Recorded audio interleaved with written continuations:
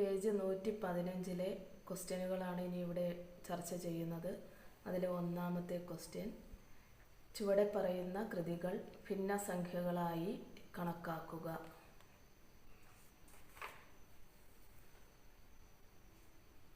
Calculate the powers below as fractions.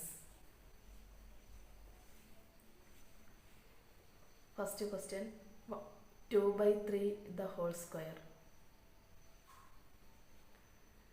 2/3യുടെ രണ്ടാമത്തെ പവറുകൾ കണ്ടുപിടിക്കുക എന്നതാണ് ഈ ചോദ്യം കൊണ്ട് ഉദ്ദേശിക്കുന്നത്. അപ്പോൾ 2/3 എന്നുള്ളത് 2 പ്രാവശ്യം എഴുതണം. സ്ക്വയർ എന്ന് പറയുമ്പോൾ 2 തവണ എഴുതുക എന്നുള്ളതാണ്. അങ്ങനെ 2 പ്രാവശ്യം എഴുതി ഭിന്നസംഖ്യകൾ തങ്ങളിലുള്ള ഗുണനക്രമമാണ് ഇവിടെ നമ്മൾ ചെയ്യേണ്ടത്. അപ്പോൾ മുകളിലുള്ള 2 സംഖ്യകൾ തങ്ങളിൽ ഗുണിക്കുക. 2 ഗുണനം 2 4, 3 ഗുണനം 3 9, 2 × 2 4 and 3 × 3 9. 4/9 അല്ലെങ്കിൽ 9/4 എന്ന് ഇതിൻ്റെ ഉത്തരം കിട്ടുന്നു. രണ്ടാമത്തെ question, 1 and 1/2 the whole square.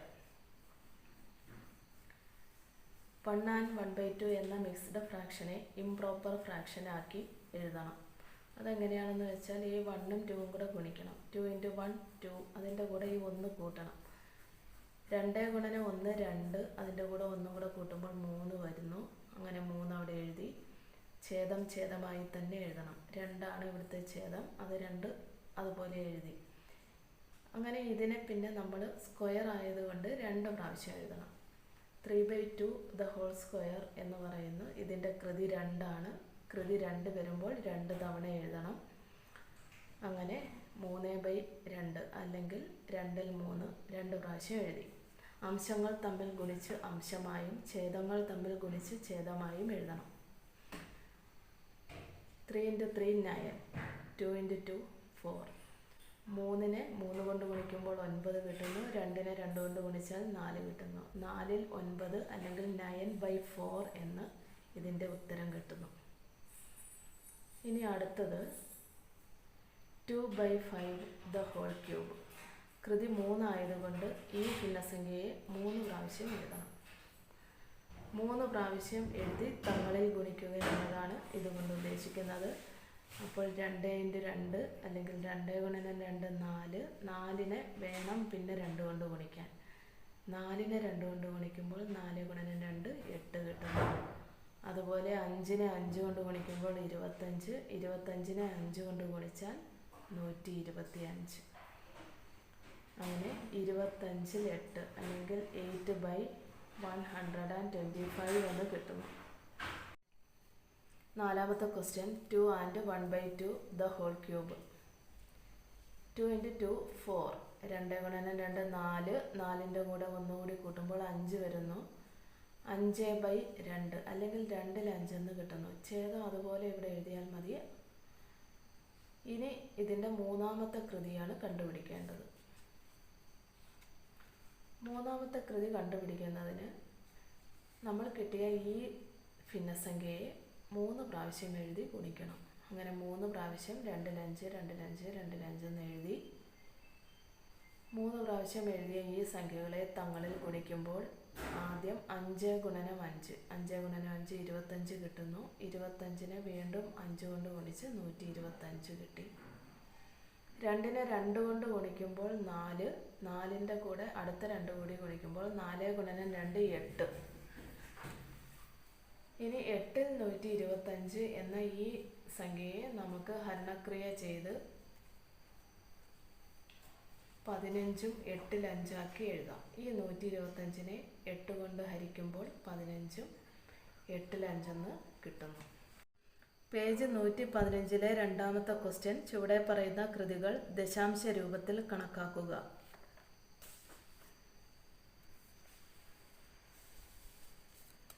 Calculate the powers below in decimal form. 0.5 the whole square അല്ലെങ്കിൽ 0.5 കൃതി 2. അപ്പം കൃതി 2 ആയതുകൊണ്ട് 2 പ്രാവശ്യം എഴുതുന്നു.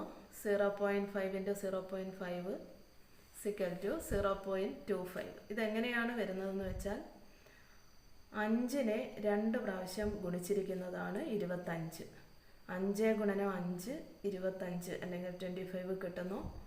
പോയിന്റ് കഴിഞ്ഞ് ഇവിടെ ഒരു സ്ഥാനം, പോയിന്റ് കഴിഞ്ഞ് ഇവിടെയും ഒരു സ്ഥാനം. മൊത്തത്തിൽ പോയിന്റ് കഴിഞ്ഞുള്ള സ്ഥാനങ്ങൾ കണക്കാക്കുമ്പോൾ 2 സ്ഥാനം വരുന്നു.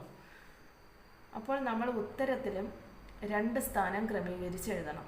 അങ്ങനെയാണ് വലത് നിന്ന് ഇടത്തോട്ട് മാറി 2 സ്ഥാനം ക്രമീകരിച്ച് ഇവിടെ പോയിന്റ് കൊടുത്തത്. ദശാംശ സംഖ്യകളുടെ കൃതി ചെയ്യുമ്പോൾ ശ്രദ്ധിക്കേണ്ട കാര്യം, സംഖ്യ എത്ര പ്രാവശ്യം വരുന്നോ അത് ആദ്യം ഗുണിച്ചെഴുതുക.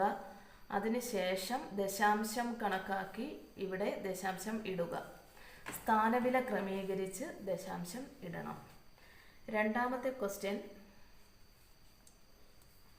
1.5 ദി ഹോൾ സ്ക്വയർ. 1.5 കൃതി 2. 1.5 എന്ന സംഖ്യയെ നമ്മൾ 15 എന്ന് കണക്കാക്കുന്നു. 15 ഗുണനം 15 225 ആണ്. ഇതിൽ ദശാംശം കഴിഞ്ഞ് ഒരു സ്ഥാനം, ഇവിടെയും ഒരു സ്ഥാനം, ആകെ 2 സ്ഥാനം, അല്ലെങ്കിൽ 2 കൃതിയാകുമ്പോൾ 2 സ്ഥാനം. അങ്ങനെ 2 സ്ഥാനം വന്നു.